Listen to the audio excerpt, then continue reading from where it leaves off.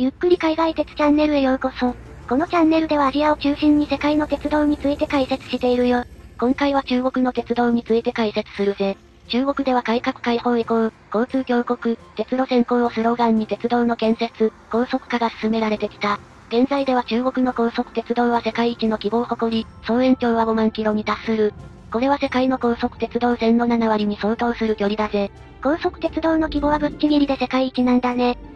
中国全土の鉄道を運営しているのが、国営会社である中国国家鉄路集団、通称中国鉄路だ。この動画では中国鉄路の路線や車両、乗り方について解説するぜ。行ってみよう。極寒の黒竜江省、亜熱帯のシーサンパンナ、新疆の砂漠やチベット高原、南洋に浮かぶ海南島に至るまで、中国の鉄道は広大な国土に網の目のように張り巡らされている。さらに在来線と並走する高速線の建設が進んでおり、省都間を結ぶような幹線についてはほぼ高速化が完了している。中国では鉄道での貨物輸送も盛んなため、旅客列車が高速線に移行した後も、主に貨物用の路線として在来線が残されることが多いぜ。第三セクターみたいな概念はないんだね。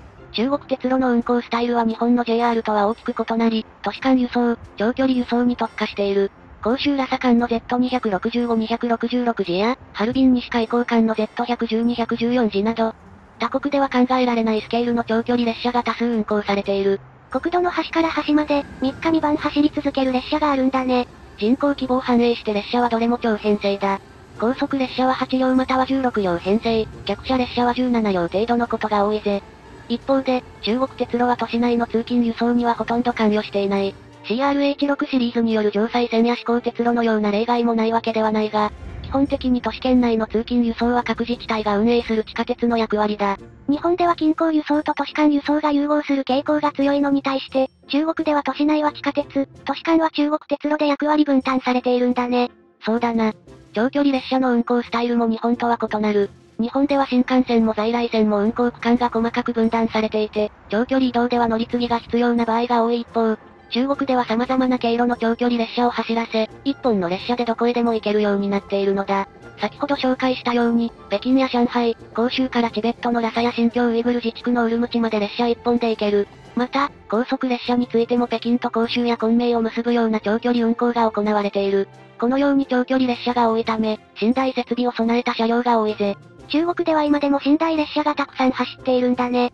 さらに、中国には大陸国家ならではの特別な列車、国際列車がある。中国発着の国際列車はラオス、ベトナム、北朝鮮、ロシア、モンゴル、カザフスタンとの間で運行されている。中国客車がそのままベトナムの標準機区間に乗り入れる南寧ハノイ間列車、中国がラオスに建設した新路線を通る昆明、ビエンチャン間列車、中ロ国境を越えるだけの短距離国際列車や、モンゴルを経由してモスクワまで走行する世界最長の列車、北京、モスクワ間列車、モンゴル客車が中国国内に乗り入れるエレンホト、ウランバートル間列車など、国際列車の運行スタイルは様々だぜ。国際列車、ロマンがあるね。これまでもっぱら旅客列車について語ってきたが、実は中国では旅客列車より貨物列車の方が本数が多い。広大な内陸部を抱える中国では鉄道は貨物輸送の主役なのだ。貨物列車も国境を越える列車が運行されており、東南アジアや中央アジアでは中国の鉄道コンテナを見かける機会も多いぜ。中国の鉄道は大陸国家ならではのスケール感だね。旅客列車に話を戻し、中国鉄路の列車種別について見ていこう。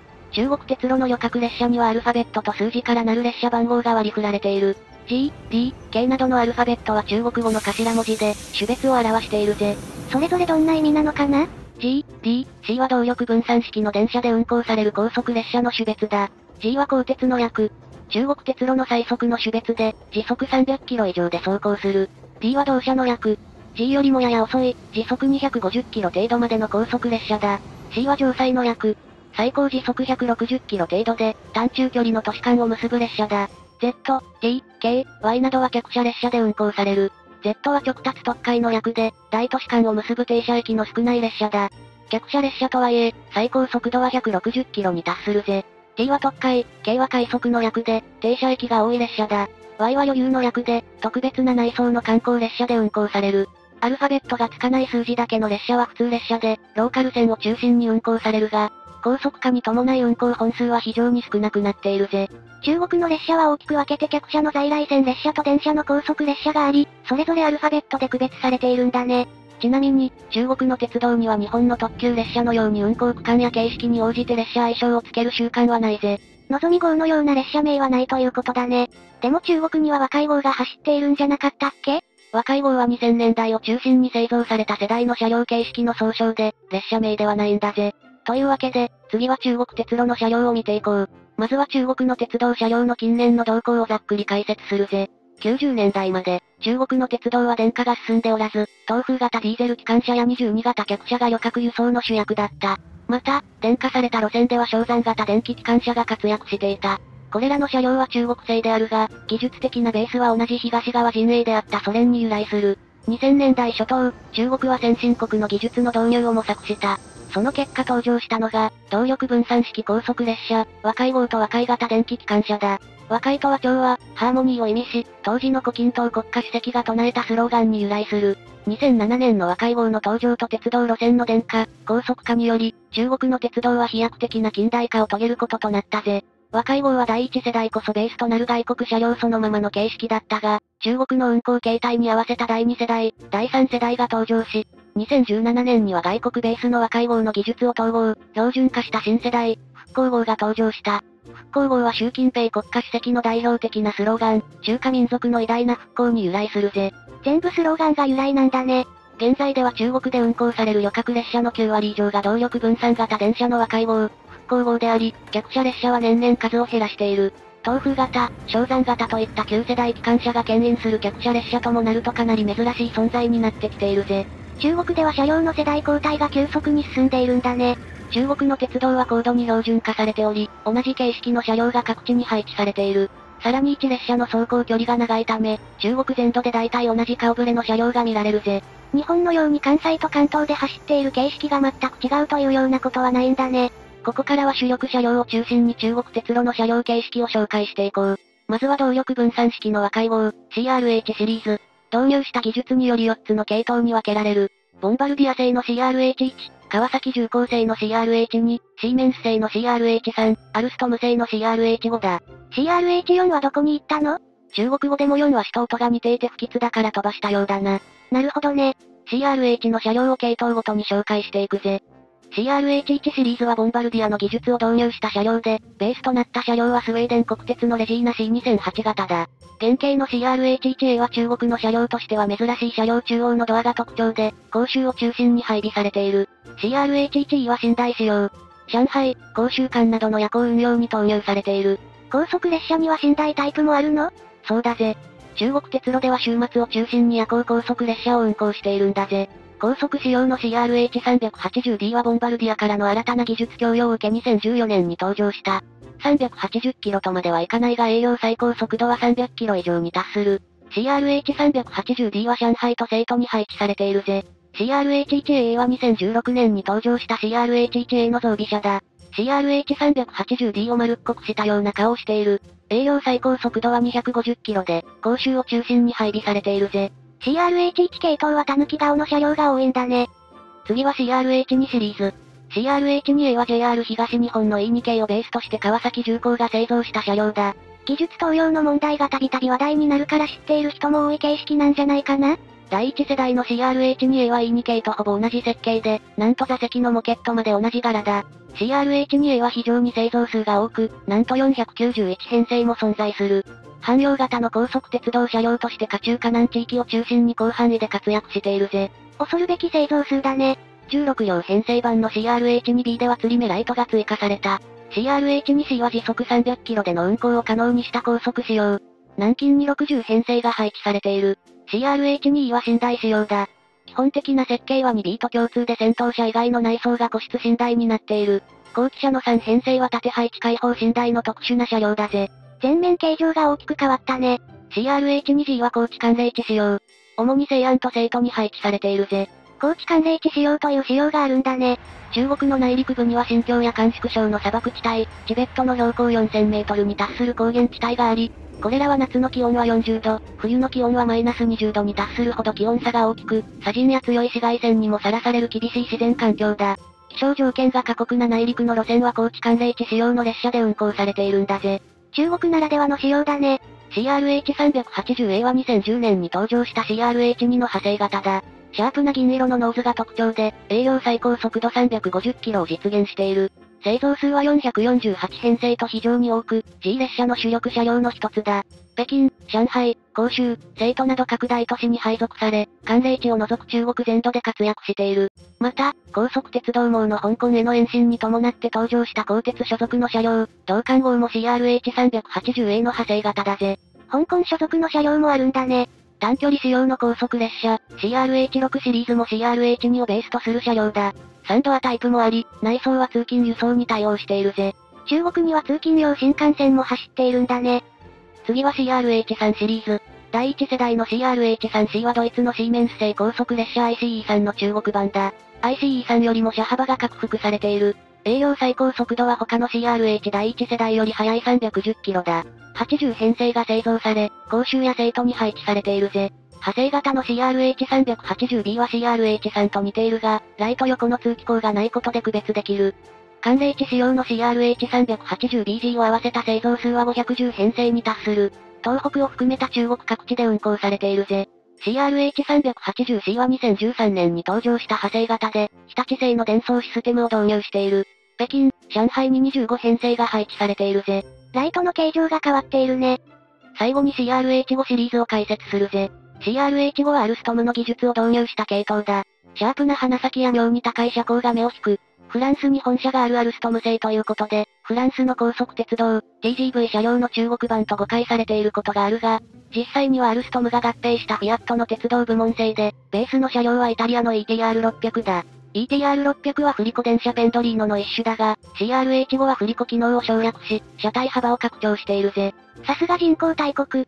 輸送力に全振りなのね。CRH5 シリーズは原型の CRH5A の他に体感性能を強化した CRH5G が存在する。いずれも寒冷地に強い形式で、東北や西北を中心に配置されているぜ。南では見かけない車両なんだね。次は2017年以降に製造された新世代、復興号の形式を見ていこう。復興号は CRH2 ベースの CR400A、CRH3 ベースの CR400B、在来専用の動力集中列車 CR200J という3系統がある。若い号の塗装は白い車体に青帯で統一されていたが、復興号は赤、金、緑などの新塗装を採用しているぜ。鮮やかな車両が多いね。CR400AF は CRH2 CRH380A をベースとし、さらなる高速化を進めた形式だ。営業最高速度は350キロ。復興号で最も数が多い形式で、180編成が最南、北京などに配置されている。同じ外見で16両版の AFA、高知寒冷地仕様の AFG も存在するぜ。CR400AF 後期車は2025年現在の最新鋭車両だ。この世代の形式は自動運転を見据えて開発されており、知能動車と呼ばれている。外見も刷新され、赤い竜を思わせる波打ったラインが特徴的だぜ。なかなかかっこいい車両だね。主に北京に配置されており、数を増やしているぜ。復興号には準高速線向けの形式も存在する。CR300AF は最高速度250キロの D 列車用復興号だ。CRH2 系統の派生型で、青みがかった塗装が特徴である。70編成が生徒、混迷などに配置されているぜ。次は、CRH3、CRH380B に連なる系譜の CR400BF を見ていこう。CR400AF と同じく営業最高速度は350キロだ。140編成が製造され、瀋陽、上海、北京に配置されている。16両版の BFA、高知寒冷地仕様の BFG も存在するぜ。CR400BF エースは AF エースと並ぶ最新の知能動車だ。外見は AFZ と似ているが、ライト形状や車体断面の形状などが違うぜ。2026年現在の中国の新車は言うとそうなんだね。CR300BF は CRH3 系統の D 列車用復興号だ。西安などに配置されているぜ。現在、時速400キロでの走行を見据えた新世代、CR450AF、BF の試験運行が行われており、近々営業運転を開始する見込みだぜ。次世代も CRH2 系 AF、CRH3 系 BF の2タイプなんだね。次は在来専用の復興号について解説するぜ。CR200J は2018年より在来線客車列車の置き換え用に投入されている形式だ。在来専用とはいえ、線形が良ければ時速160キロまで出せる。他の若い号、復興号とは違い、CR200J は客車と前後の機関車からなる動力集中式列車だ。客車の設計は従来型の 25T 型とほぼ同じだが、前後が機関車または制御客車で両方向に運転できるようになっている。鮮やかな緑の一次車と二次車、緑帯の三次車などが存在し、雲南省から国境を越えラオスの首都ビエンチャンまで伸びるラオス中国鉄道もラオス塗装の CR200J で運行されているぜ。ラオス仕様もあるんだね。次は客車列車の形式を紹介するぜ。まずは旧式の電気機関車、昇山型を見ていこう。昇山型という名称は毛沢東のふるさとの地名に由来する。昇山3型は中国鉄路の電化が本格化した1980年代に導入が始まった客貨両用の電気機関車だ。改良型の昇山 3B が西部の山岳路線に残っているが絶滅寸前だぜ。昇山4型は10連の貨物容器だ。かつては貨物の主力であったが、現在は数を減らしているぜ。昇山7型は雲南などの山岳路線に投入された電気機関車。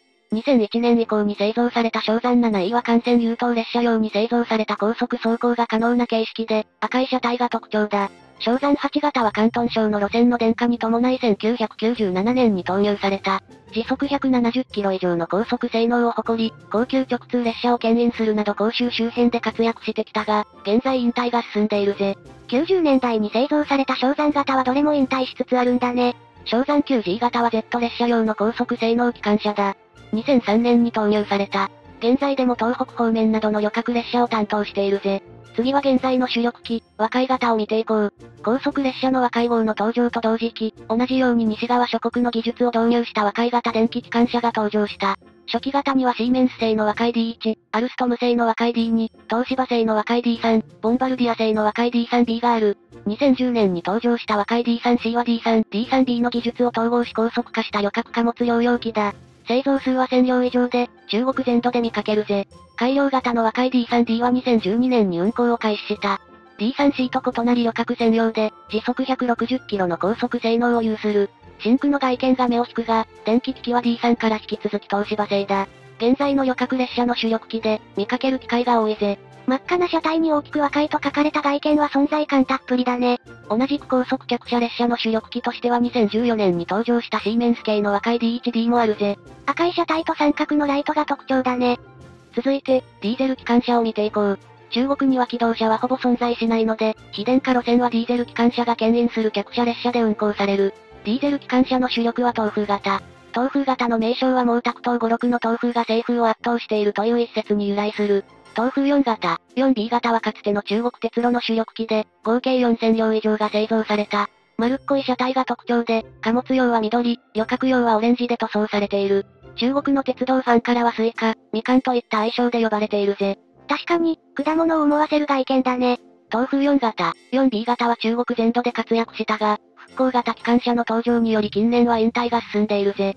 1990年代に製造された改良型、東風 4C 型、4D 型は角張った屋根が特徴だ。さらなる高速化を実現した東風 4D 系は国鉄特急を思わせる塗装をまとっている。現在は非電化ローカル路線で運行されるぜ。中国の鉄道って日本の車両っぽいデザインが妙に多いね。そうだな。他にも黄色の検速列車や青磁色の高速列車があり、JR のデザインを意識しているように見えるぜ。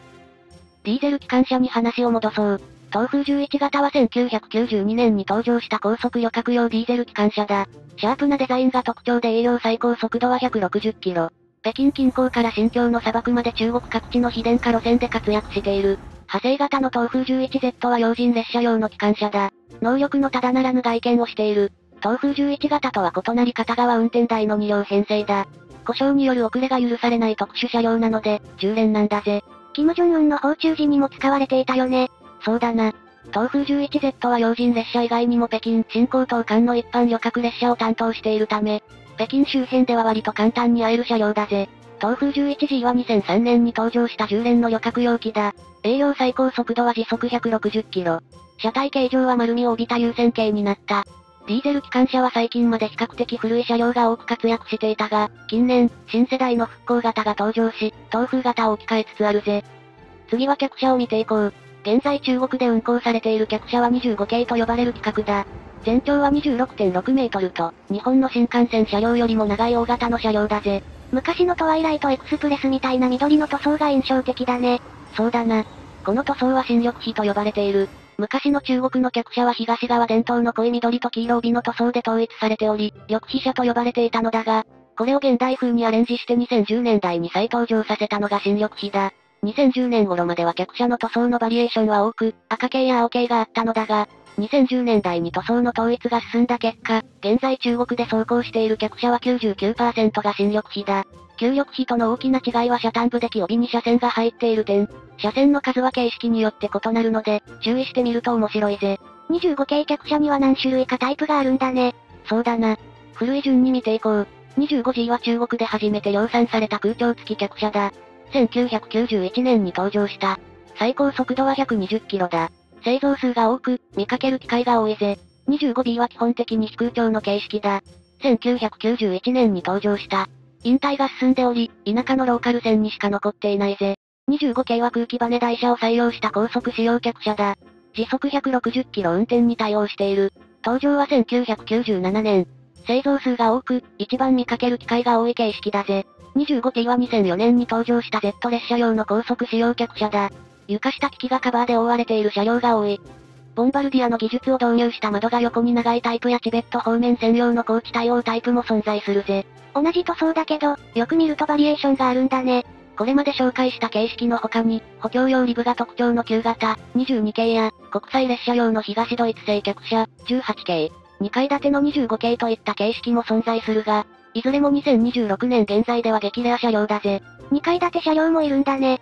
ここ数年、中国ではクルーズトレインや観光列車が相次いで登場しており、25T などを豪華な内装に改装した専用車両も見られるぜ。中国でも観光列車がブームなんだね。次は中国の鉄道の乗り方について解説するぜ。まずは切符の買い方。使いやすい時間帯の列車はすぐ満席になるので、早めに切符を購入する必要がある。昔は切符を手に入れるためには割り込みと戦いながら切符売り場の行列に並び、不愛想な販売員と中国語でやり取りをしなければならなかったが、現在は中国鉄路のサイト、12306などで簡単に切符を購入できる。12306は最近外国のパスポート、クレジットカードにも対応し、外国人でも中国の電話番号なしで使えるようになったのだが、登録がやや面倒だ。そこで、特別こだわりがない人はトリップ .com を使うのがおすすめだ。トリップ .com で切符を購入すると1枚あたり20元の手数料がかかるが、外国人でも簡単に切符を購入できるようになっており、日本語にも対応しているんだぜ。日本語対応なのは嬉しいね。中国の大都市の駅は北京駅、北京西駅、北京南駅のように複数存在し、都心から遠い不便な駅もあるので事前に確認が必要だ。傾向としては、在来線客車列車は従来の都心の駅、高速列車は郊外の巨大な新ターミナルを発着することが多いが、中国では高速線も在来線も同じ標準機であり高速列車も在来線を走行可能なので、都心の旧駅に乗り入れる運用の高速列車もあったりするぜ。検索したらいろんな列車が出てきたね。列車を選ぶと、次は座席の種類が表示される。ここで、中国鉄路の座席の種類を解説しよう。従来型の客車列車と高速列車では座席の種類が違う。まずは客車列車の座席。大抵の在来線客車列車は座席車と寝台車両方を連結している。座席には後座と軟座、寝台には後座と軟座という種類があり、漢字を見ればわかるように軟座、軟座の方がグレードが高いぜ。ストレートでわかりやすいネーミングだね。このうち、軟座は速達中高列車が高速列車化したことによりほぼ消滅したので、在来線列車の座席は実質3種類だ。順番に見ていこう。後座は最も料金が安い席で、列車によっては非冷房の古い客車が使われる。車内は3プラス2配置のボックスシートで、くたびれた水色のカバーがかかっている。後座とはいうものの、椅子にはちゃんとクッションがついているぜ。それは良かった。後座は手すりのない向かい合わせのボックスシートなので窮屈だし、列車によっては大荷物を引きずって乗り込む農民港で混雑しカオスな状況になることもある。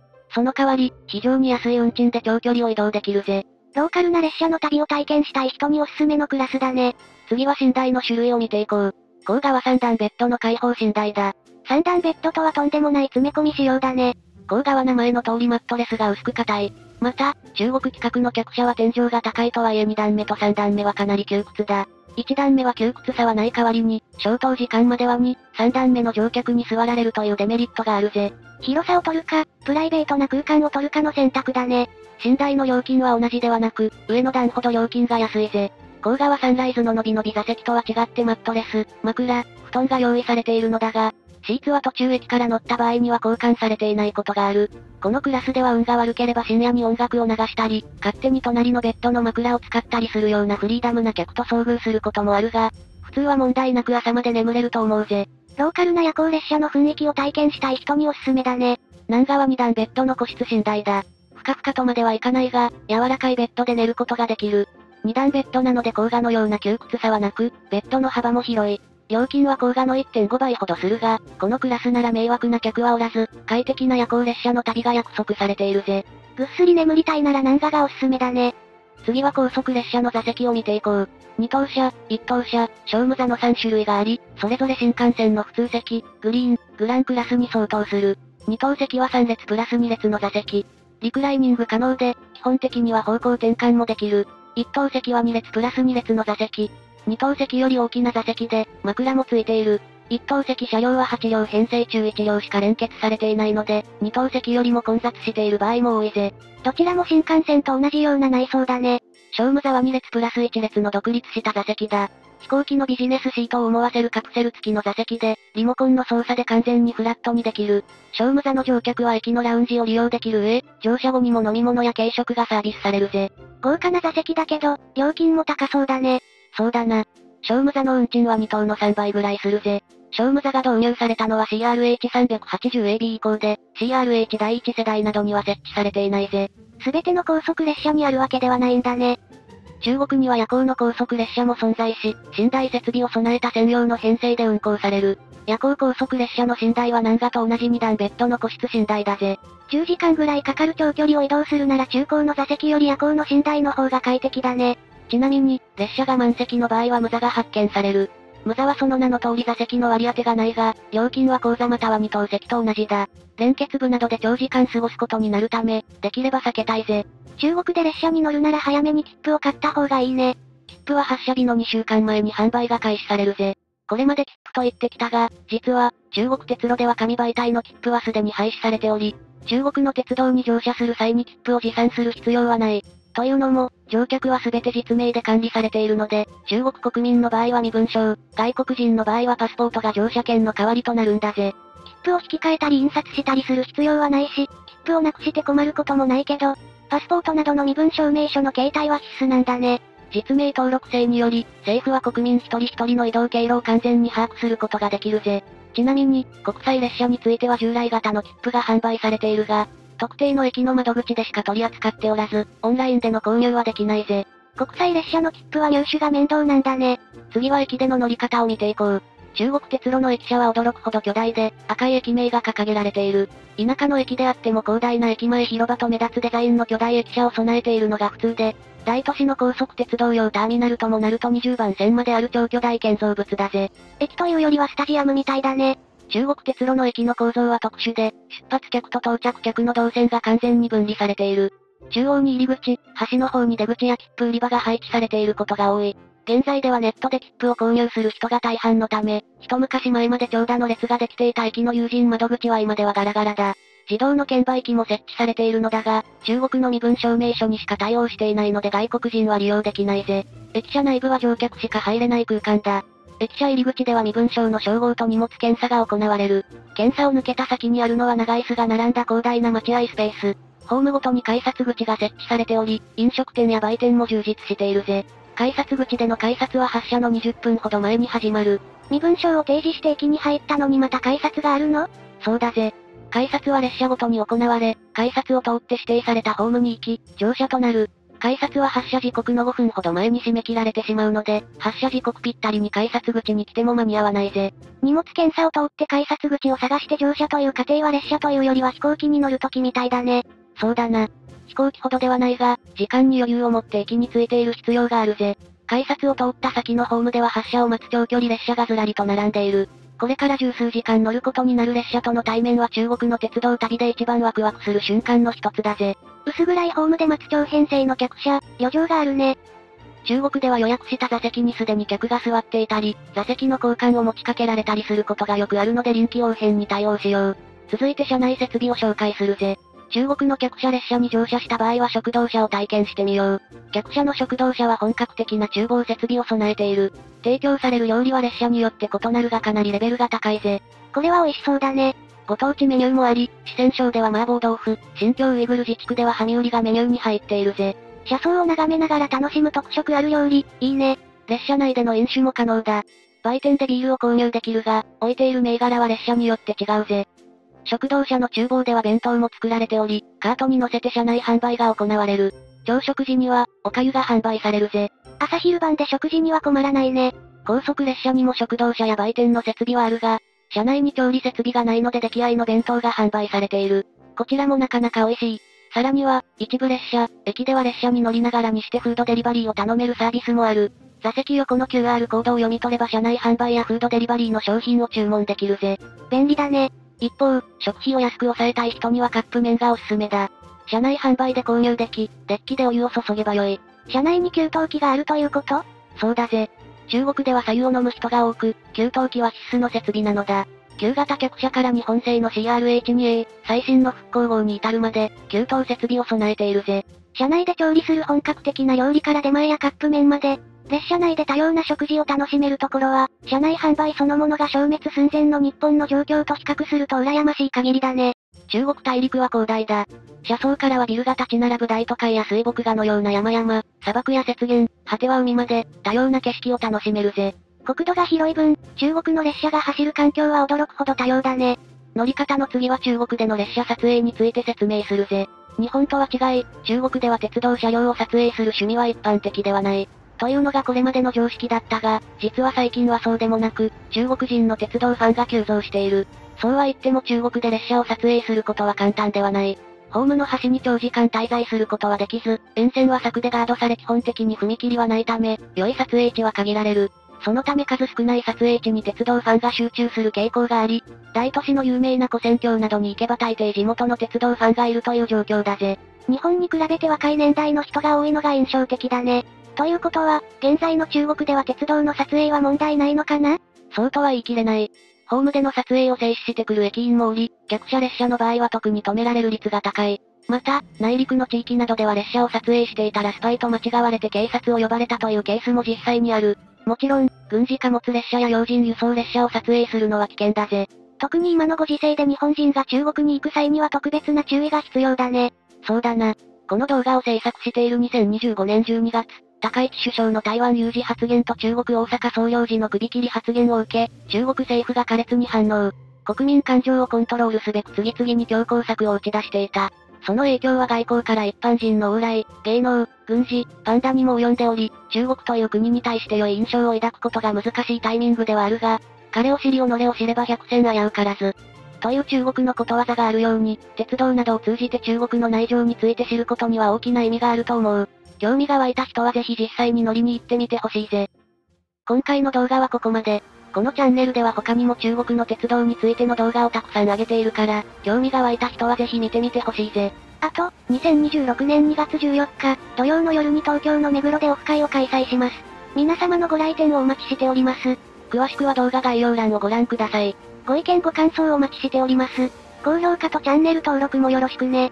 それでは、ご視聴ありがとうございました。